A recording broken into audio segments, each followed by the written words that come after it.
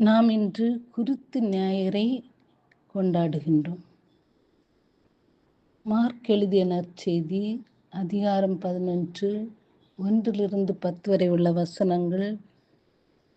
நாம் 3 பாடங்களை அதில் கழுது வழியாக கற்றுக்கொள்ளலாம்.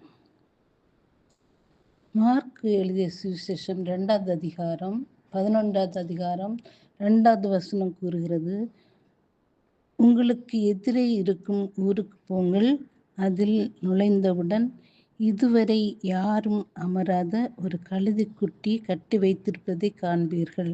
அதை அவிழ்த்து கொண்டு வாருங்கள். ஒன்றாவது ஆண்டவர் சொல்கின்றார் சீடர்களை பார்த்து, இதுவரை யாரும் அமராத ஒரு கழுதைக்குட்டி கட்டி வைத்திருப்பதை காண்பீர்கள்.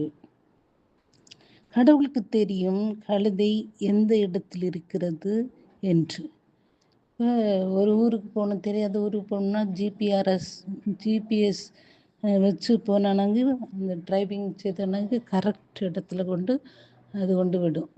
அதே போல் கடவுளுக்கு தெரியும். அதனால 2 சீடர்களையும் அவர் கரெக்ட் இடத்தை சொல்லிக் கொடுக்கின்றார். எந்த இடத்துல நிற்கும் அப்படி அவர் சரியான இடத்திற்கு சென்று கழுதை நிற்கும் இடத்தை சேர்வதற்கான வழியை சொல்கிறார்.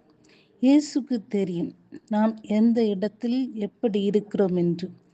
இயேசு பாலஸ்தீனா செல்லும்போது அவருக்கு தெரியும் மத்தேயு இந்த டாக்ஸ் கலெக்டர் எங்கு இருப்பார் என்று. இயேசுக்கு தெரியும் ஜெரிகோவுக்கு போகும்போது சக்கையு எந்த காட்டு அத்திமரத்தில் இருப்பார் என்று. மேலும் சமாரியாவில் கிணற்றருகில் இயேசு சென்றார். சமாரியா மகள் அந்த இடத்திலே வருவாள் என்று அவருக்கு தெரியும். நாம் எங்கிருக்கின்றோம், எப்படி இருக்கின்றோம் என்பதையும் இயேசுக்கு தெரியும். லூக்கா நற்செய்தியில் 12வது அதிகாரம் 7வது வசனம் கூறுகிறது, உங்கள் தலைமுடி எல்லாம் கூட எண்ணப்பட்டிருக்கின்றன, அஞ்சாதீர்கள், சிட்டுக்குருவிகள் பலவற்றை விட நீங்கள் மேலானவர்கள். இயேசு நம்மை பாதுகாத்து வழிநடத்துவதால் நாம் எங்கிருக்கிறோம், எந்த நிலையில் இருக்கிறோம், எப்படி இருக்கின்ற நம்முடைய இதயம் என்பது அவருக்கு நன்றாகவே தெரியும். சீடர்களிடம் கழுதை எங்கு நிற்கின்றது, அதை யாரும் இதுவரை பயன்படுத்தியதில்லை. புதிதாக யாராவது நம் வீட்டில் வந்தால் உங்களுக்கு என்ன பிடிக்கும் என்று கேட்டு அவங்களுக்கு ஸ்வீட் பிடிக்குமா, ஸ்வீட்டு கொடுப்போம். இதே போல் பிடிக்கிறது கேட்ட உடனே நம்ம அதை செய்வோம். அதே போல் யாருமே பயன்படுத்தாத கழுதை. அப்படி என்றால் பரிசுத்த இதயம். உன்னுடைய இதயம் பரிசுத்தமாக இருக்க வேண்டும். அதுதான் ஆண்டவர் விரும்பி கேட்கின்றார். பரிசுத்தம், தாழ்ச்சி உள்ள இதயத்தை நம்மிடம் எதிர்பார்க்கிறார்.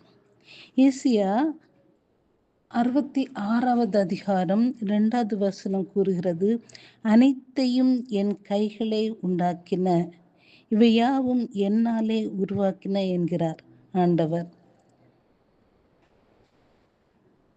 எளியோரையும் உள்ளம் வருந்தோரையும் என் சொல்லுக்கு அஞ்சுவரையும் நான் கண்ணோக்குவேன்.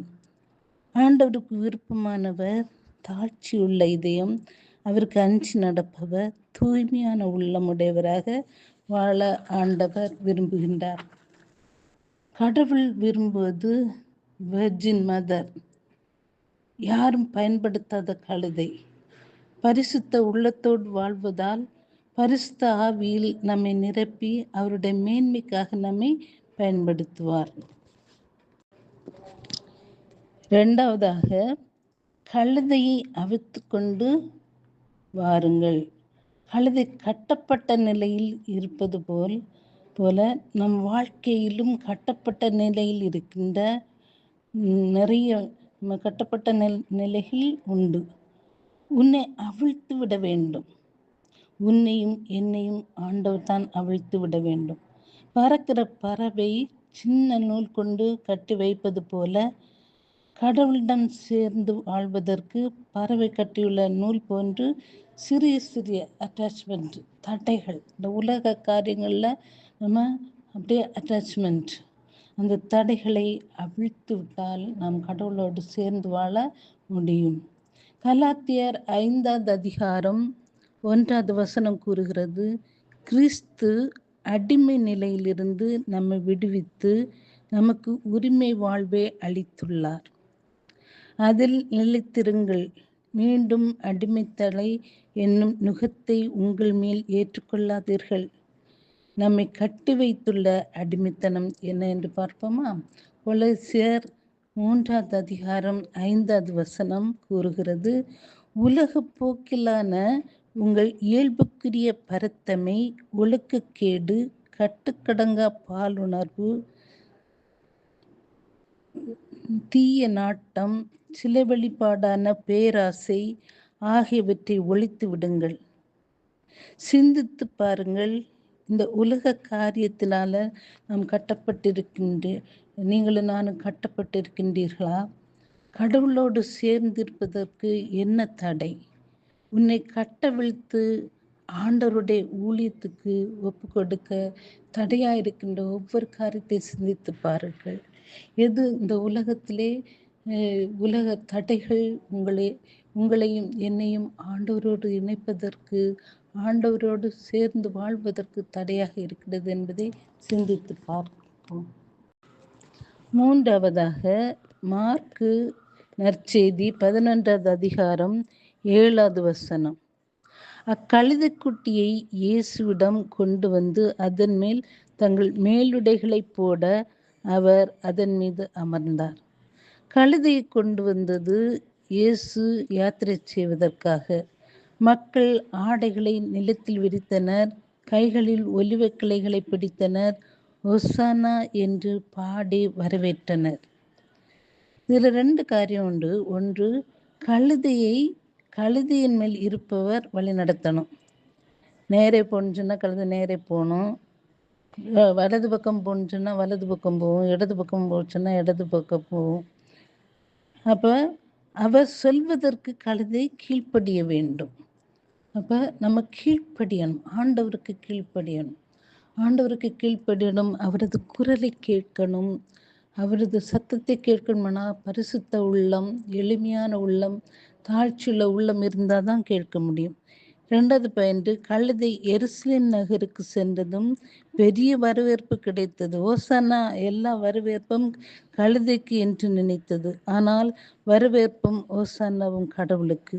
கடவுளை நம் இதயத்தில் சுமக்கும் போது நான் செய்கின்ற ஊழியத்தை நினைத்து நான் பெருமை பாராட்டக்கூடாது. எல்லா மகிமையும் ஆண்டவருக்கே உரியது. எனவே இந்த நாளில் நாம் ஆண்டவருக்குரியவர்கள், ஆண்டவர் நமக்குரியவர் என்பதை மறக்காது 1 கொரிந்தியர் 6வது அதிகாரம் 17வது வசனத்தில் ஆண்டவரோடு சேர்ந்து இருப்பவர்கள் உள்ளத்தால் ஒன்றித்திருக்கிறார்கள். இந்த நாளிலே ஆண்டவரே, எங்களை உம்மோடு சேர்த்து உள்ளத்தில் ஒன்றித்திருந்து உம்முடைய பிரசன்னத்தினால் நிரம்பி, உம்முடைய வல்லமையினால் நிரம்பி, உம்முடைய மாட்சியினால் நிரம்பி எங்களை ஆசீர்வதிக்க இந்த ஒப்பு கொடுக்கின்றோம். ஆமென்.